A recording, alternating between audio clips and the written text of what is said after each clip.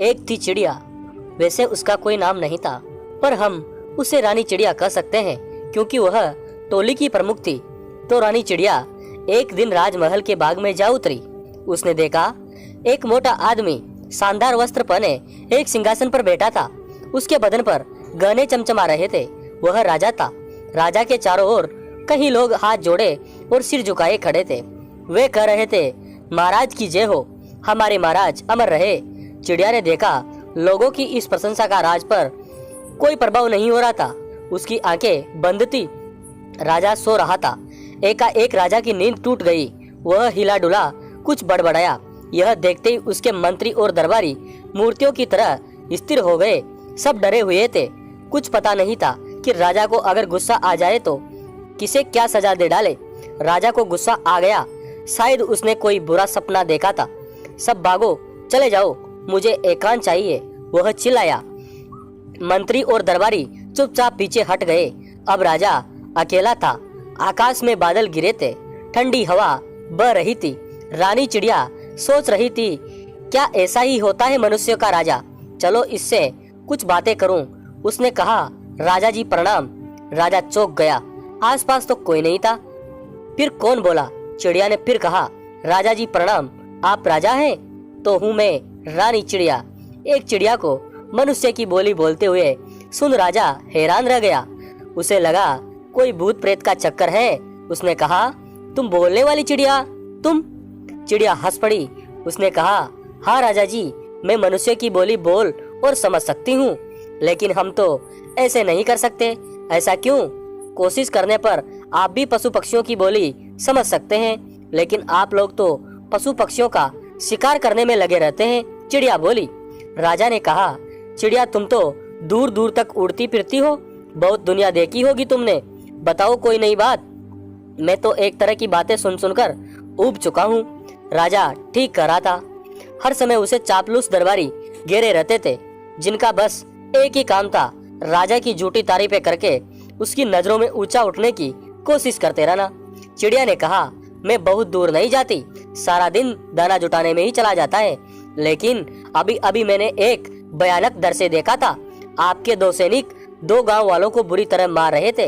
वे चोरी की शिकायत करने गए थे, पर सैनिकों ने उन्हें बेचारों को चोर बताकर कारागार में बंद कर दिया।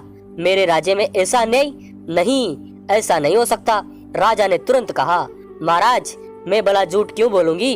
असल में तो साधारण जनता के साथ आपके सैनिक ऐसे ही पेश आते हैं। मैंने घोषणा कराई है, कोई भी दरबार में आकर अपनी बात कर सकता है और जनता आती भी है। मैं इस घटना की जांच कराऊंगा। राजा को गुस्सा आ रहा था। ठीक है, मैं कल फिर आऊंगी, कहकर चिड़िया उड़ गई। असल में उसने ठीक कहा था। राजा के कर्मचारी गरीब जनता के साथ ऐसा ही बुरा व्यवहार करते थे, लेकिन राजा को कुछ पता नहीं चलता था। मंत्री, सेनापति तथा दूसरे बड़े अधिकारी उसे यही बात बताते रहते थे कि प्रजा बड़ी सुखी है, किसी को कोई शिकायत नहीं है। राजा ने मंत्री से पूछा, मैंने सुना है सैनिकों ने दो निर्दोष लोगों को चोर बताकर कारागार में डाल दिया। सुनकर एक बार तो मंत्री कांप गया। उसकी तो समझ में नहीं आया कि राजा को ये बात पता चली तो किस तरह। वैसे बात सही थी, वे दो आदमी मंत्री के विरोधी के रिश्तेदार थे, इसलिए उनके साथ ऐसा व्यवहार किया गया था। मंत्री ने हाथ जोड़कर कहा, हमारे महाराज के न्याय की रोशनी में अन्याय का अंधेरा रह ही नहीं सकता। किसी ने आपको गलत सूचना दी है, न ऐसा कभी हुआ न होगा। मैं आपके संकेत पर अपने प्राण न्यौछावर कर सकता हूँ। राजा का क्रोध शांत हो गया। वह सोचने लगा, मैं भी कैसा हूँ। एक नन्ही सी चिड़िया के कहने पर अपने निष्ठावान मंत्री पर संदेह कर बैठा। उस दिन राजा का मनोरंजन करने के लिए मंत्री ने दो नटों को बुलवाया। नटों के करतब देखकर राजा बहुत ही प्रसन्न हुआ।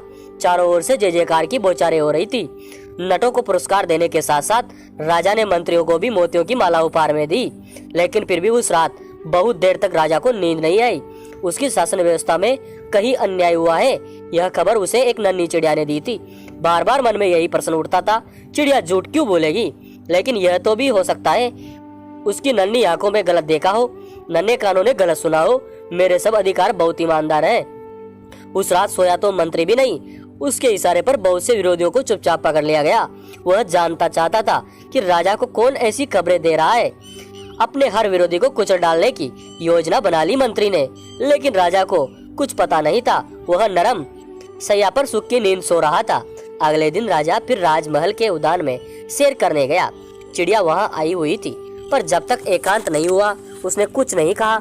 जैसे ही मौका मिला चिड़िया उड़कर राजा के सामने जा बैठी। उसने कहा, राजा, जो कुछ कल बताया था आज उससे भी भयंकर कांड देखा है मैंने। राजा ने कहा, चिड़िया, तुम्हारी खबर गलत थी और मैं जानता हूँ आज भी तुम मुझे जो कुछ बताओगी वह भी कुछ वैसा ही होगा। जानती हो, मैं कल रात देर तक सो नहीं पाया। तुमने मेरे मन में संदेह के बीज डाल दिए। अगर मैं तुम्हारी सूचना पर विश्वास करने लगूं तो मेरी व्यवस्था चौपट हो जाएगी। मैं अपने सच्चे, अच्छे, ईमानदार अधिकारियों पर भी अविश्वास करने लगूंगा। उस हालात में मेरा राजकाज कैसे चलेगा? अब तुम्हारी तरह मेरे पंख तो नहीं है जो उड़कर सबका हालचाल लेता फिरूं। राजा, मेरी खबर गलत नहीं थी और जो कुछ आज मैं आपको बताने वाली थी वो भी सच है। आप कैसे राजा हुए जो न सच जानते हो न सच का पता लगाना चाहते हैं? बस तुम हो एक नन्ही चिड़िया। राजकाज कैसे चलता है ये भला तुम क्या जानो? जो रोज करती हो वो करती रहो। अब मेरे पास आकर मुझे उल्टा सीधा पाठ मत पढ़ाना। वैसे भी बोलने वाली चिड़िया मैंने पहली बार देखी है। अगर तुम चाहो तो मैं तुम्हें सोने के पिंजरे में स्थान दे सकता हूँ। राजा के इशारे पर चिड़िया को पकड़ने के लिए उस पर जाल फेंका गया, लेकिन वह बचकर उड़ गई। जोर जोर से धड़कते दिल से उड़ती हुई चिड़िया सोच रही थी, अब ऐसी गलती नहीं करूंगी, कम से कम किसी राजा से सच नहीं कहूंगी। चिड़िया जान गई थी अगर फिर कभी उसने राजा को सच बताने की कोशिश की तो उसके प्राण नहीं बचेंगे। वह फिर कभी राजा के पास नहीं गई। दोस्तों, आपको ये कहानी कैसी लगी? अगर अच्छी लगी तो हमारे YouTube चैनल को सब्सक्राइब जरूर कीजिए और ज्यादा से ज्यादा शेयर कीजिए। धन्यवाद दोस्तों।